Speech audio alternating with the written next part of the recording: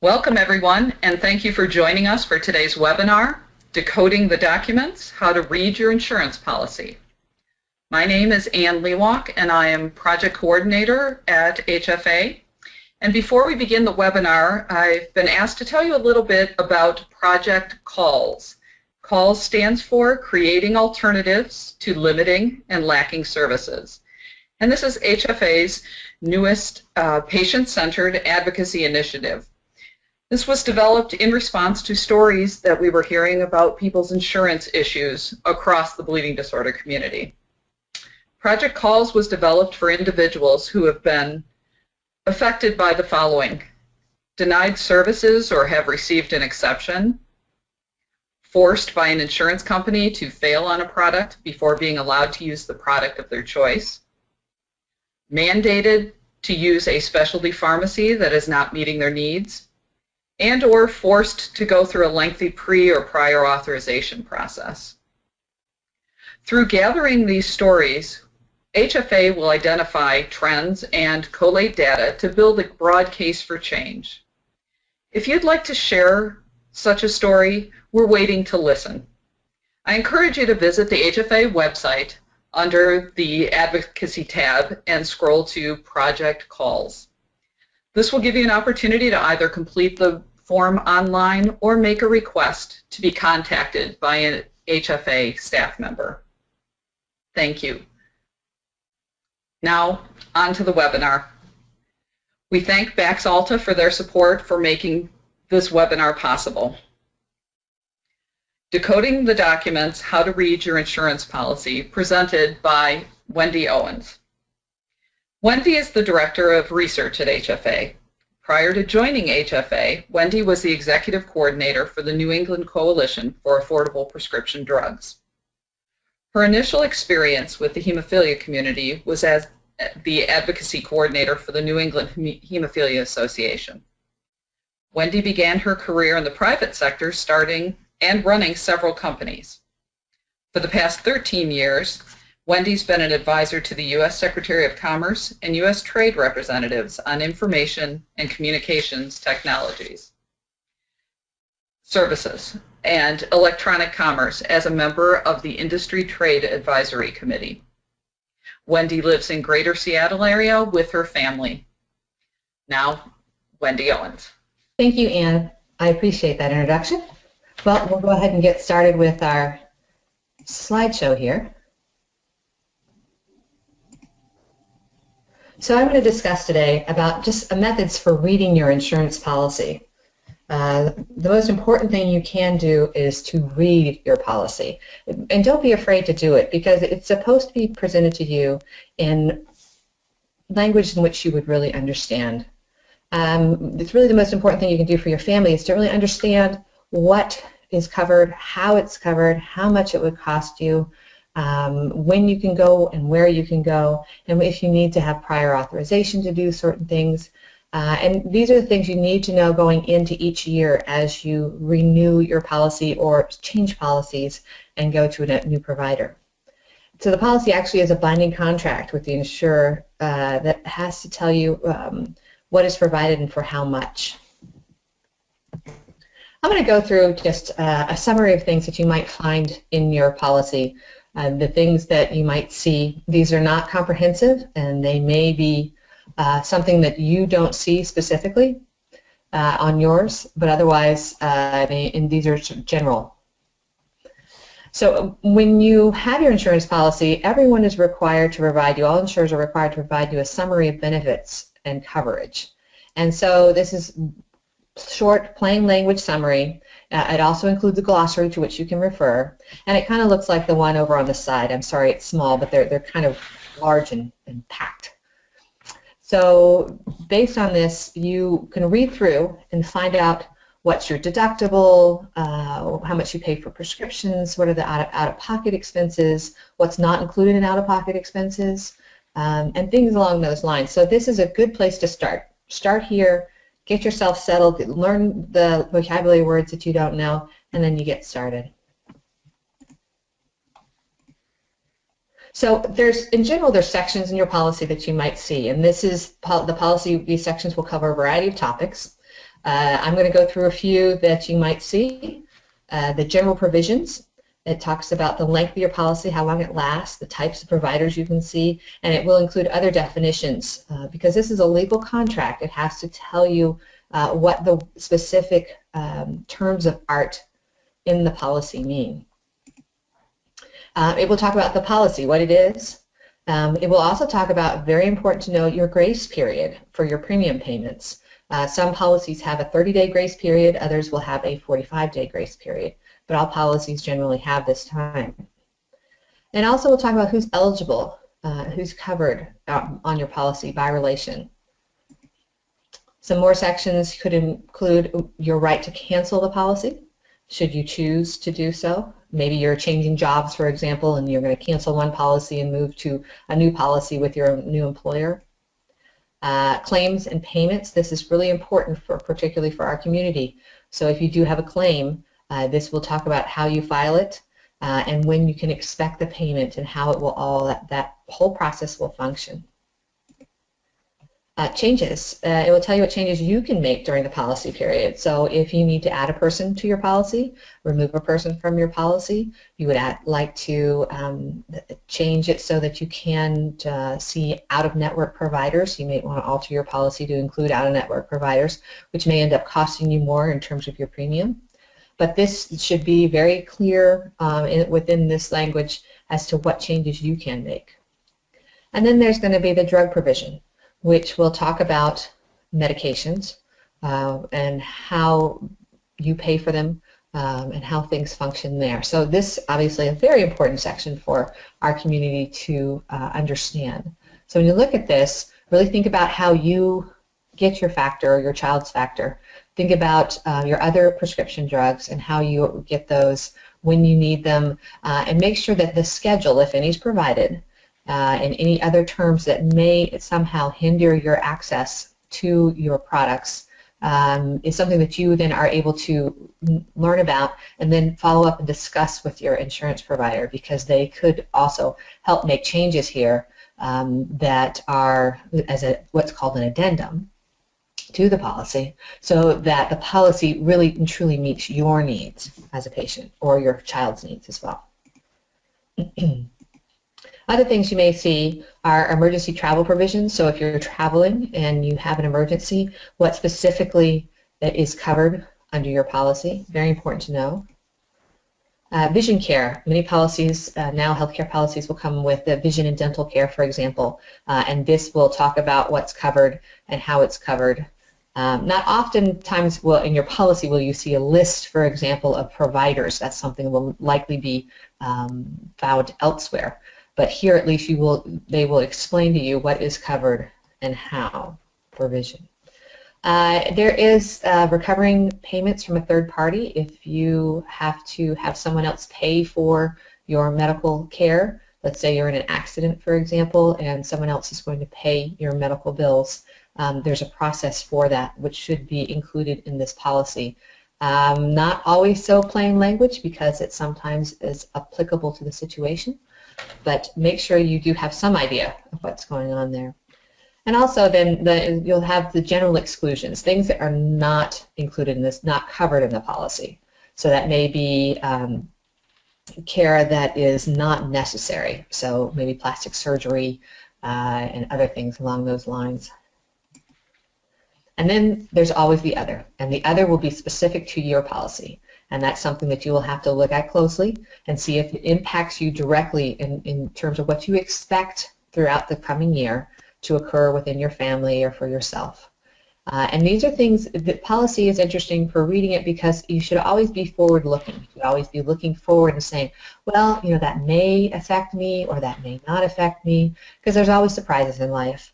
But to be aware of emergency travel issues, how your medication, if you receive it, what kind of provider and network you can be using.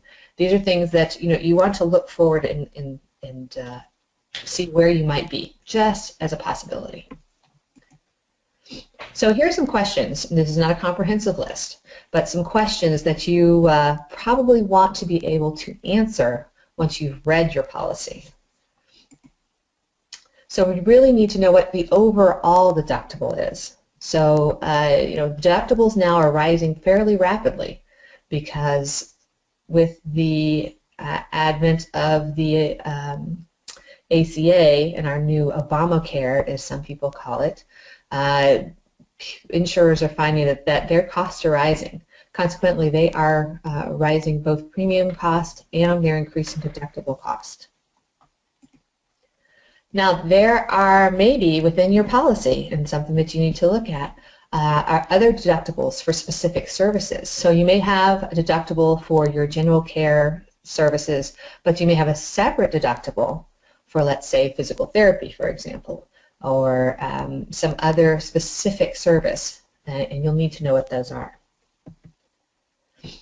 And is there a limit to my out-of-pocket expenses? So we have our new healthcare law, which does limit and put a limit on out-of-pocket expenses. That limit rises a little bit every year, but most of the time private insurers do have an out-of-pocket limit, and often it is lower than what is mandated by the law, the healthcare laws. But you need to know where that line is, and you need to think forward, budget accordingly, and make sure you know where that line is. And what is not included in your out-of-pocket expenses. This is really important because insurance companies are starting to change this list. It may be that your deductible is not included in your out-of-pocket limit. If you have a $2,500 deductible, that is not going to be part of your out-of-pocket limit. Therefore, you really need to look and understand where those limits are going to be, because you would have to budget accordingly, or most people on earth would have to budget accordingly. Is there an overall annual limit on what the plan pays? There shouldn't be, but there may be specific limits within specific services. So you'll need to make sure that you understand that from within the policy as you read it. And is the plan that you're going to be on, does it use a network of providers? Very important to know, because there may be providers that you use currently going into this new policy that are not part of the network. Consequently, they would be called out-of-network providers, and you would have to pay an increased copay or perhaps a percentage, as in under co-insurance, for this provider, the care by this specific provider who is not part of the network. And referrals to see a specialist. Some insurance providers do not require referrals. You can actually refer to a specialist, but others require that your primary care physician refer you to a specialist within your network. And then specifically, are there services the plan doesn't cover? What services are the outside of the plan? And that would be hopefully under one of the earlier provisions that we saw, which are called exclusions. So your policy should provide you with a lot of what-ifs about common medical events. So these are, what if this happens, what if that happens? And these are 4 examples. These are ones that just say, if this happens, then here's an example scenario of what would happen and how you would interact with your insurance company. So instead of going through each one of these individually, you can see that there's quite a few that you might just maybe consider. Again, not a comprehensive list, but a list at least to start from. So visit the doctor, you need drugs, you need outpatient surgery, you need immediate medical attention, you need to go to the ER. It will explain to you what would happen. So if you needed to go to the ER, it would say, this is what would happen, this would be your copay, for example, $50, $100, whatever that might be, and that you could go in network or out of network. And it would give you some idea, based on this general scenario, of how things would work. So I want to emphasize very strongly, and I know this is probably preaching to the choir here, but understanding your cost is extremely important today because of rising premiums, and deductibles, and other costs for healthcare. So knowing your monthly premium account and how it's paid, is it something that you need to pay directly, or does it come straight from your paycheck? What is your deductible? Deductibles now, we're starting to see them even as higher than the $7,500 that's here, but up to $10,000 annually, depending on your policy and the coverage. You need to know your copay and your co-insurance rates. You might pay a copay amount for your generic prescription drugs, but if you have to look on your policy and check whether your drugs are covered under major medical or they're covered under your pharmaceutical side of your policy. And if they're covered under the pharmacy side of your policy, you may end up paying a co-insurance rate. And because Factor in particular is a biologic and it is an expensive medication, oftentimes companies will put it on what's called a specialty tier or a fourth tier. And consequently, you may have to end up paying 20% of the cost of your Factor out of pocket. Something to look for before you sign up under your insurance policy, but something to know as you're going into it as well. Know your out-of-pocket maximum and make sure that you keep records towards that. And again, make sure you know what counts towards that maximum. And I just gave my next one away. So we really need to be sure about this. This is changing. It's different with each policy. It may be very straightforward and be everything out of pocket with the exception of your premiums, but it may not. So in looking at budgeting, when you look at your policy, you read that policy and you need to budget accordingly. What we're starting to find is people who are saying, well, that premium, I want to keep my premium really low. But as a consequence of wanting to keep that premium low, then you end up with having a very high deductible. And with a high deductible, that means your out-of-pocket costs could be $5,000 to $10,000 in a month. So it's really important to find that balance and make sure that you look at your policy so you understand what balance you have to strike. If you don't understand, if there's something in your policy and you just don't get it, and it doesn't make sense to you, or you're concerned that it may cause you hassle down the line, contact your insurer and ask for clarification. What's very important for our community is to communicate with your insurer. Project Calls is one of these opportunities for us to learn more about the issues that you're having. But as a patient, it's your responsibility also to take action and advocate for yourself and contact this insurer for clarification. They may not be aware of hemophilia or von Willebrand's or other platelet disorders. They might have no idea and not understand the needs that you have specifically or the needs of your child. Consequently, the policy that applies to most other people may not be the best policy for you. So go ahead and reach out to them, contact them, try and work something through with them. It can be, and I know this has happened to other people, quite an arduous process. But on the other side of that process, when you have achieved what you need to achieve and you aren't paying 50% of your factor cost, or you're making sure that you're not getting 90 days worth of factor delivered to your door at a time, or one of the other sort of crazy things that comes up when people aren't aware of what the needs of the bleeding disorders community is, then that's worth the time of, one, having read your policy, and two, going back to your insurer and asking about things.